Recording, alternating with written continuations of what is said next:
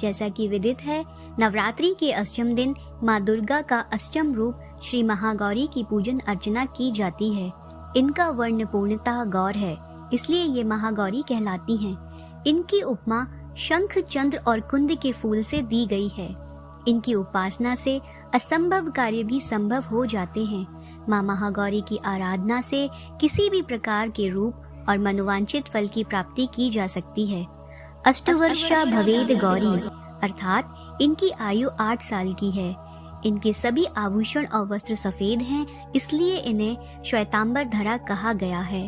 महागौरी की 4 भुजाएं हैं। उनकी दाईं भुजा अभय मुद्रा में है और नीचे वाली भुजा में त्रिशूल शोभता है। बाईं भुजा में डमरू और नीचे वाली भुजा से देवी गौरी भक्तों की प्रार्थना सुनकर वरदान देती हैं। इनकी पूरी मुद्रा बहुत ही शांत है। तो आइए हम माँ की स्तुति कर माँ गौरी की कथा से आपको अवगत कराते हैं। या देवी सर्वभूतेषु माँ गौरी रूपेण संस्थिता नमस्तस्यै नमस्तस्यै नमस्तस्यै नमो नमः। देवी पार्वती रूप में इन्होंने भगवान शिव को पति रूप में प्राप्त करने के लिए कठोर तपस्या की थी। एक बार भगवान भोलेनाथ जी पार्वती जी को देखकर कुछ कह देते हैं, जिससे देवी का मन आहत हो जाता है और पार्वती जी तपस्या में लीन हो जाती हैं। इस प्रकार वर्षों तक कठोर तपस्या करने पर जब पार्वती जी नहीं आती हैं, तो पार्वती जी को खोजते हुए भगवान शिव उनके पास पहुंचते हैं। वहां पहुंचकर वह पार्वती जी को देखकर आश्चर्यचकित हो जाते हैं। पार्वती जी का रंग अत्यंत ओजपूर्ण होता है। उनकी छटा चांदनी के समान श्वेत और कुंद के फूल के समान धवल दिखाई पड़ती है। उनके वस्त्र और आभूषण से प्रसन्न होकर देवी उमा को गौरवर्ण का वरदान देते हैं। एक कथा के अनुसार भगवान शिव को पति रूप में पाने के लिए देवी ने कठोर तपस्या की थी, जिससे इनका शरीर काला पड़ जाता है।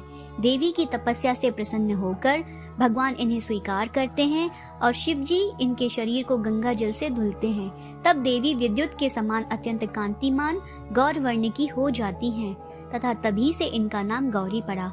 महागौरी जी से संबंधित एक अन्य कथा भी प्रचलित है, जिसके अनुसार एक सिंह काफी भूखा था। वह भोजन की तलाश में वहां पहुंचा जहां देवी उमा तपस्या कर रही होती हैं। देवी को देखकर सिंह की भूख बढ़ गई, परंतु वह देवी के तपस्या से उठने का इंतजार करते हुए वहीं बैठ गया। इस इंतजार में वह काफी कमजोर हो गया था। देवी जब तप से उठी तो सिंह की दशा देखकर उन्हें उस पर बहुत दया आती है और माँ उसे अपनी सवारी बना लेती हैं, क्योंकि एक प्रकार से उसने भी तपस्या की थी। इसलिए देवी गौरी का वाहन बैल और सिंह दोनों हैं। बोलिए माँ गौरी की जय।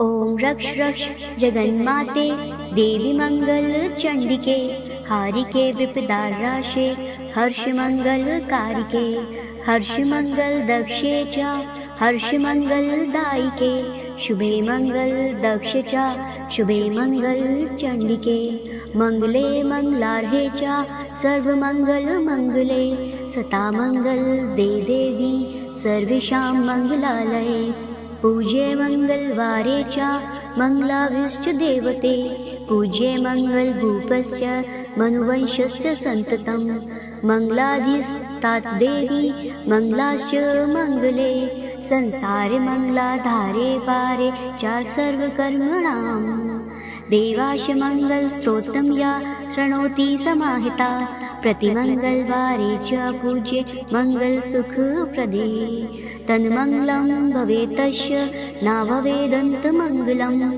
वर्धते पुत्र पौत्रस्य मंगलस्य दिने दिने माम रक्ष रक्ष रक्ष ओम मंगल मंगले इति मंगलागौरी स्तोत्रम।